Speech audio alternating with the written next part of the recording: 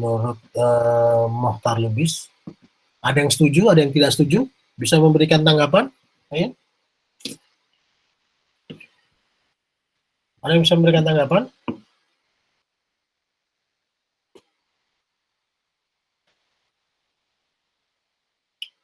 Halo? Apakah setuju kita dikatakan sebagai manusia yang munafik, memiliki karakteristik munafik? Halo?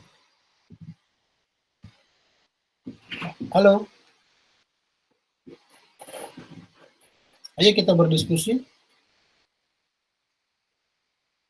Halo?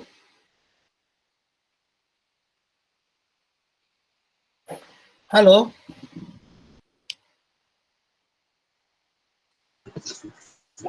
Pak mau bertanya. Ya, silahkan. Berjiwa feodal itu yang seperti apa ya, Pak? Feodal. Ya.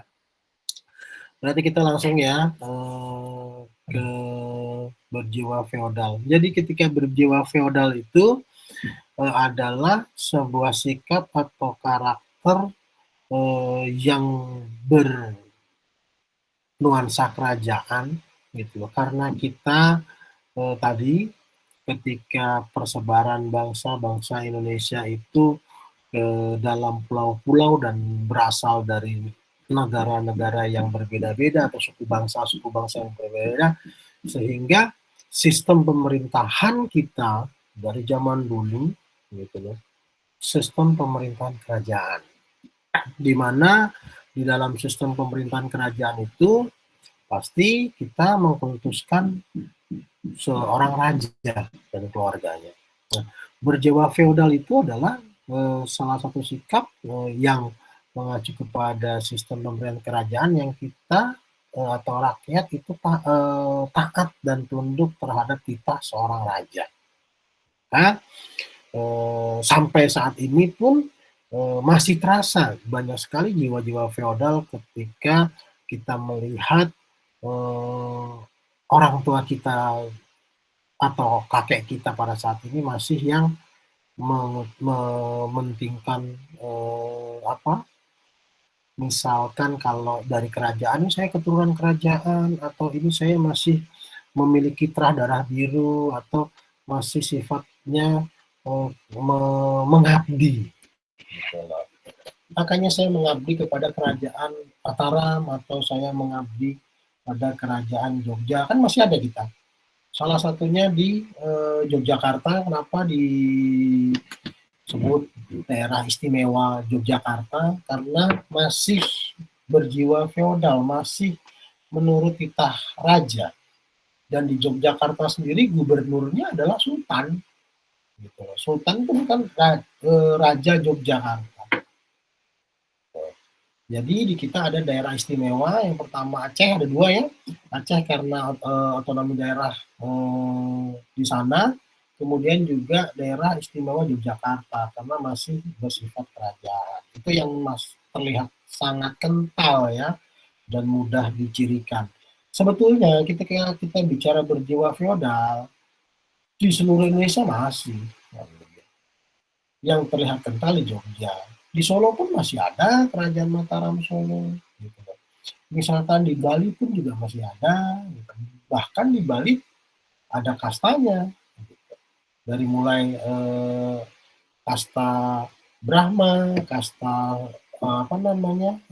Panglima itu yang menjadi tentara itu, Ksatria gitu, sampai kasta Sudra. Nah itu yang menunjukkan jiwa feodal, pengkotak-kotakan strata sosial.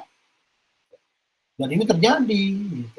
Pada saat penjajahan Belanda pun jiwa feodal tetap dilakukan. Justru malah kebiasaan feodal ini dijadikan dimanfaatkan oleh Belanda untuk melaksanakan politik kultur stelsel, politik adu domba.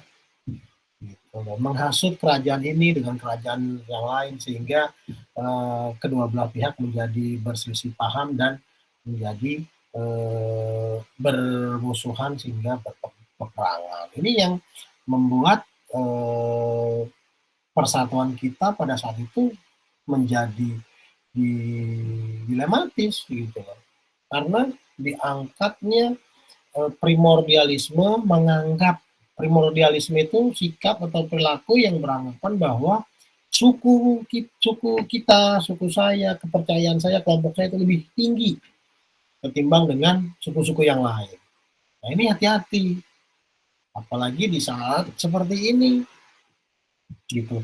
Yang secara teknologi informasi kita sudah tidak ada batas, lebih mudah diadu domba. Tidak usah bicara suku. Anak STM tuh dulu ya, ketika diadu domba dengan anak STM yang lain, itu sudah menjadikan sebuah gesekan. Maka sekarang kita harus lebih hati-hati menyikapi perbedaan itu, karena banyak sekali pihak-pihak yang berupaya untuk mengedomba perbedaan kita, dan kenyataannya, realitasnya, kita itu memiliki banyak sekali suku bangsa yang berbeda-beda. Dari cara bicara berbeda. Orang Jawa, orang Solo, orang Jogja, ketika mendengarkan percakapan orang Makassar, dianggapnya marah-marah. Karena memang logat Makassar seperti itu. Tidak usah jauh-jauh antara Solo dan Makassar. Antara Solo dengan Purwokerto saja logatnya sudah berbeda. Sundanya Cirebon dengan Sundanya Banten atau Sundanya Sukabumi dengan Banten sudah berbeda. Bahasa kasar halusnya. Gitu. Itu yang menciptakan potensi perpecahan. Gitu. Itulah yang menyebabkan karena kita memegang teguh karakter atau sifat feodal, sehingga merasa, waduh, Sundanya saya, Sunda Sukabumi itu Sunda halus ya, lebih terhormat Sundanya Sukabumi ketimbang Sundanya Banten. Nah itu feodal.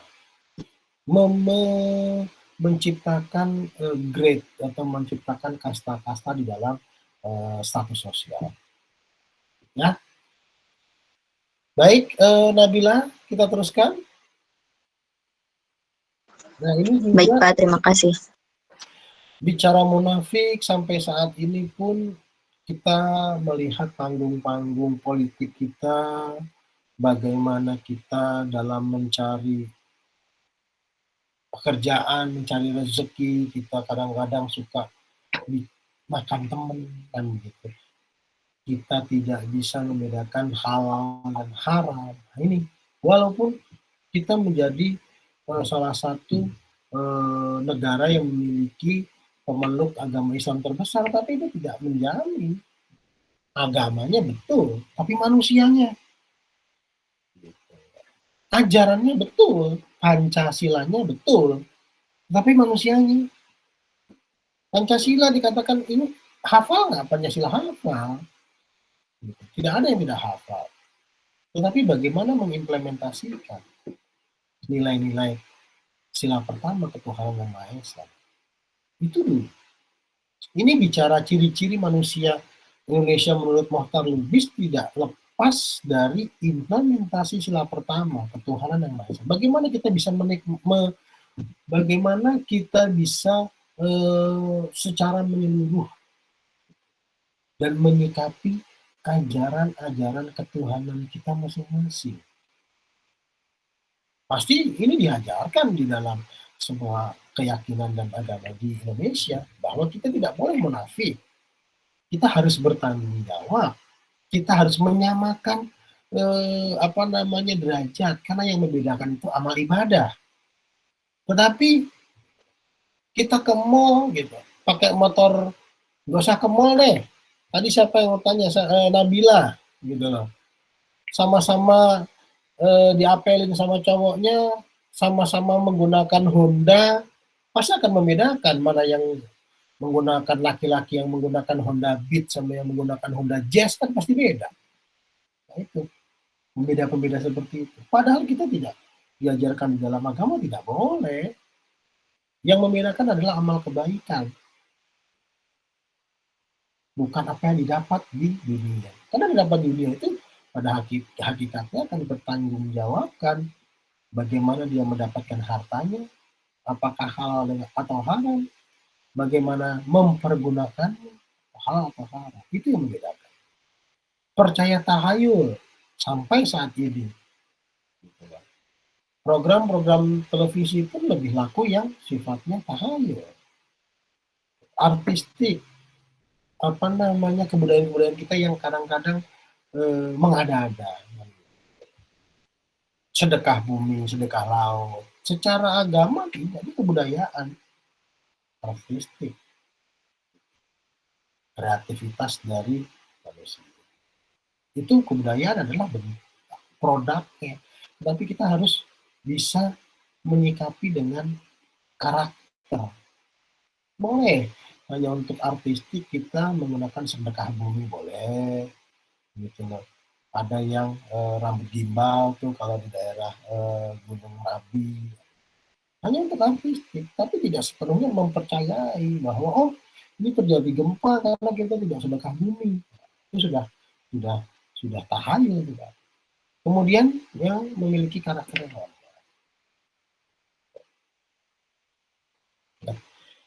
kita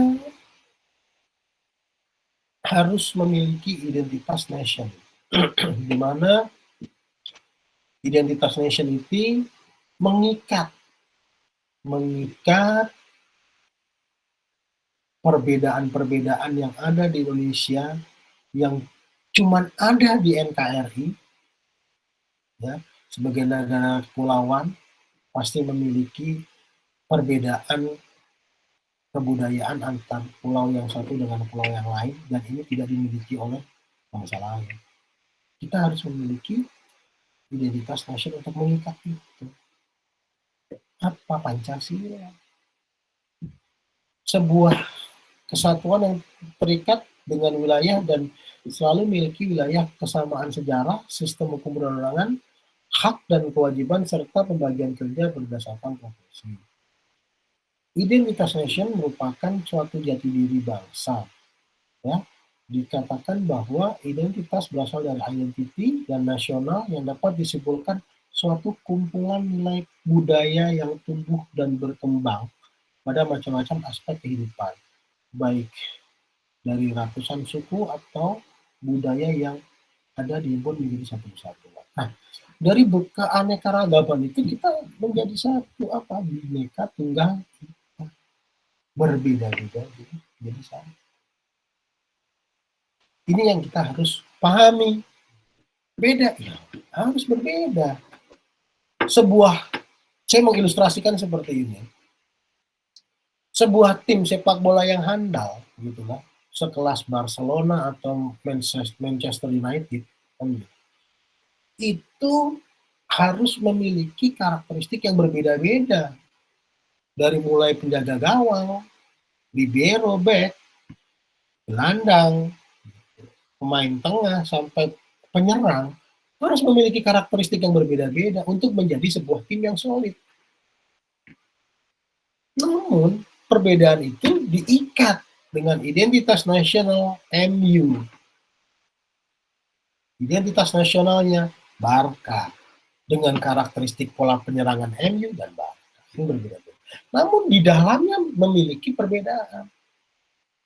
Nggak mungkin dalam tim sepak bola itu penjaga gawang semua 11 orang, tidak akan bisa bermain maksimal.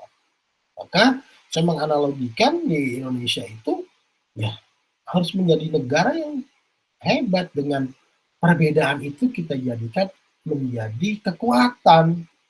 Bukan kita berpikir, oh sebagai ilustrasi, ini MU menang kalau nggak karena kipernya si A, nggak mungkin menang. Oh tidak, satu tim. Indonesia maju bukan hanya karena suku Jawa, atau suku Batak, atau suku Makassar, semua harus menjaga itu.